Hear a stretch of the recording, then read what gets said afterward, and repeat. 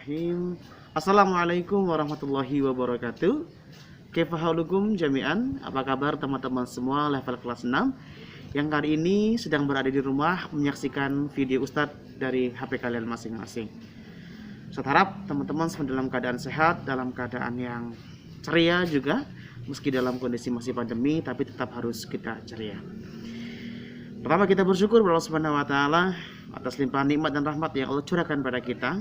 Kemudian tak lupa kita berselawat kepada Nabi Muhammad sallallahu alaihi wasallam yang mudah-mudahan kita semua nantinya mendapatkan syafaatnya. Amin. Nah, teman-teman, pada video kali ini Ustadz Untung Sinugroho akan bercerita tentang kisah seorang nabi. Lebih tepatnya dua orang nabi. Siapa? Beliau Nabi Ibrahim dan Nabi Ismail. Sebagaimana teman-teman telah membaca kisah Nabi Ibrahim pada pembelajaran yang kemarin, membaca kisah Nabi Ibrahim dan Ismail dari Nabi Ismail si kecil. Dan hari ini Ustaz akan menjelaskan sedikit cerita tentang mereka berdua. Ya, Nabi Ibrahim adalah seorang nabi yang sangat dicintai oleh Allah, bahkan mendapat julukan sebagai kekasih Allah. Nabi Ibrahim menikah dengan seorang wanita cantik bernama Siti Sarah selama bertahun-tahun, tetapi tidak memiliki anak.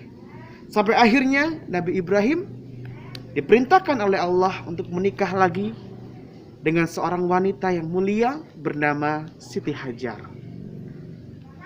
Dan atas kehendak Allah, Nabi Ibrahim dan istrinya yang kedua Siti Hajar mendapatkan seorang putra yang juga seorang yang mulia. Beliau adalah Nabi Ismail alaihissalam. Nabi Ismail adalah putra yang sangat dicintai oleh Nabi Ibrahim alaihissalam, karena mendapatkannya pun lama.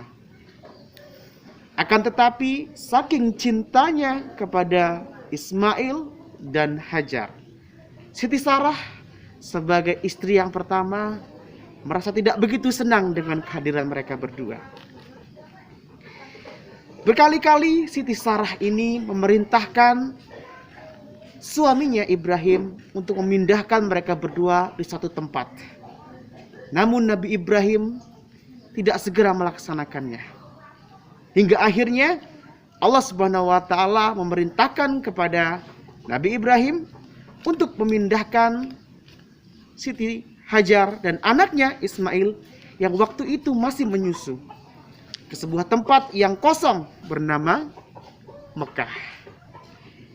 Dengan perasaan yang sedih, takut, karena di sana tidak ada satupun orang di sana.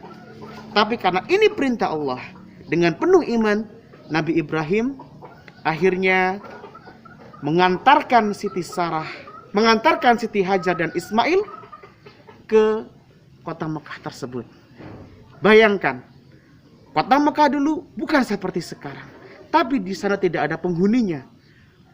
Mereka berdualah, Siti Hajar dan Nabi Ismail, penghuni pertama kota Mekah. Seiring berjalannya waktu, Nabi Ibrahim sering sekali merindukan anaknya yang bernama Ismail, tapi tidak sempat mendatanginya. Akhirnya Nabi Ibrahim mengutus orang untuk melihat atau mengamati anaknya. Sampai akhirnya dapatkan kabar bahwa Nabi Ismail dan istrinya dalam kondisi yang baik-baik saja. Maka tenanglah hatinya.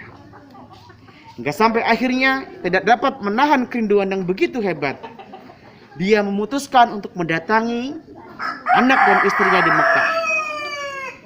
Lalu pada suatu ketika Nabi Ibrahim mendapatkan wahyu dari Allah melalui mimpinya. Untuk apa? Untuk mengkurbankan anak yang dia cintai, Nabi Ismail alaihissalam. Dia bermimpi sampai dia kira ini bukan datangnya dari Allah. Lalu dia bertanya kepada anaknya, "Wahai Ismail, aku bermimpi Allah menyuruhku untuk menyembelihmu. Apa pendapatmu?" kata Nabi Ibrahim. Lalu Ismail mengatakan, sekalinya itu adalah perintah Allah, maka laksanakanlah. Maka engkau akan mendapati aku sebagai orang yang sabar. Itu kata Nabi Ismail. Bayangkan, orang yang mau disembelih, tapi karena iman kepada Allah, tidak takut.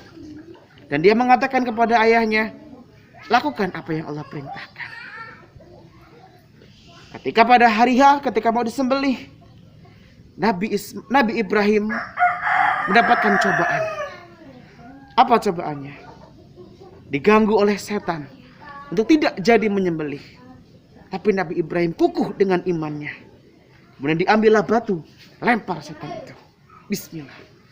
Sampai dengan 3 kali.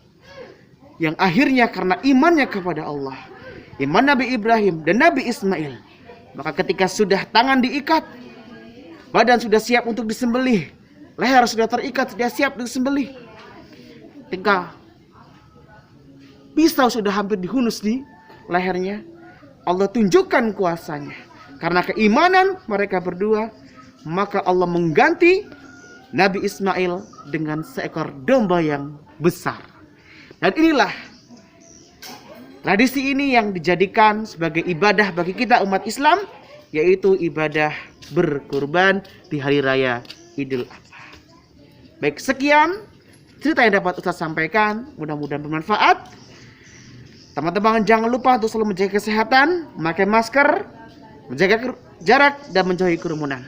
Assalamualaikum warahmatullahi wabarakatuh.